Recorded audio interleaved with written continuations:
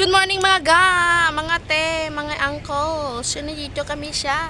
Swimming pool. Sobrang init, diba? So, si kulot-kulot, ayun, oh. Nagsiswimming siya kasama ang kanyang kalaro. So, ayun guys, ito. So, pinatay na nila yung yung mga fountain. So, sobrang init, guys.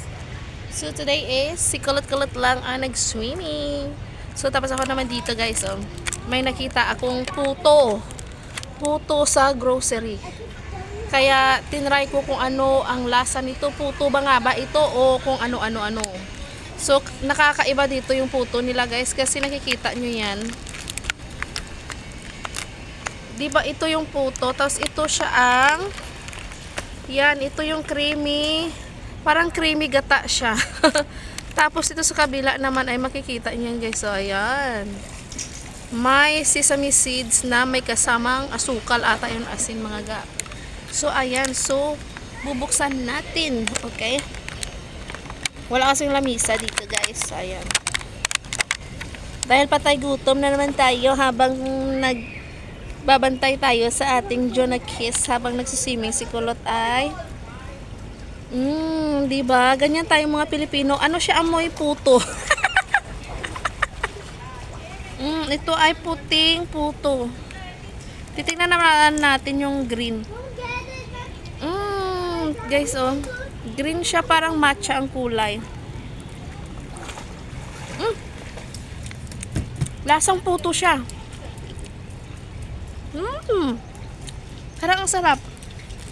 Pero guys, ang nakakaiba dito sa kanila ay, tingnan nyo naman.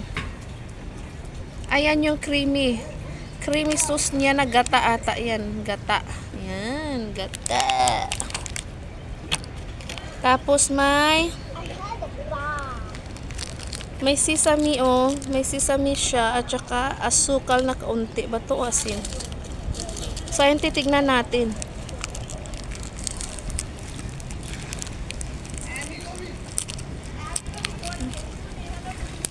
Dahil patay gutom tayo, mga ga.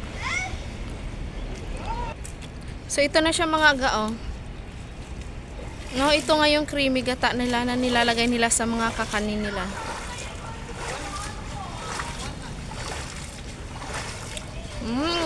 Ano siya, namis konti na may asin. So, tatry natin to. Tatry natin tong bagong imbento natin. I mean, nakita natin na puto. So, lalagyan natin ng creamy sauce nila. Ayan. Ayan siya, mga ga.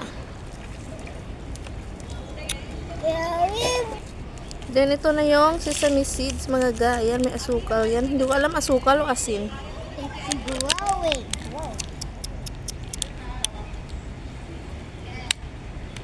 So, ito na siya, mga auntie. Ayan. Kainan na. So, titikman natin. Titikman natin yung may gata.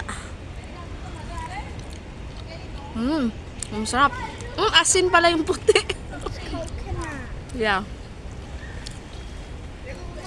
I don't want some coconut. Give it to me din.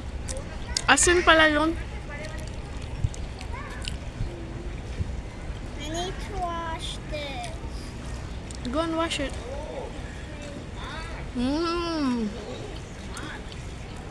Asin pala yun. Pero ang sarap.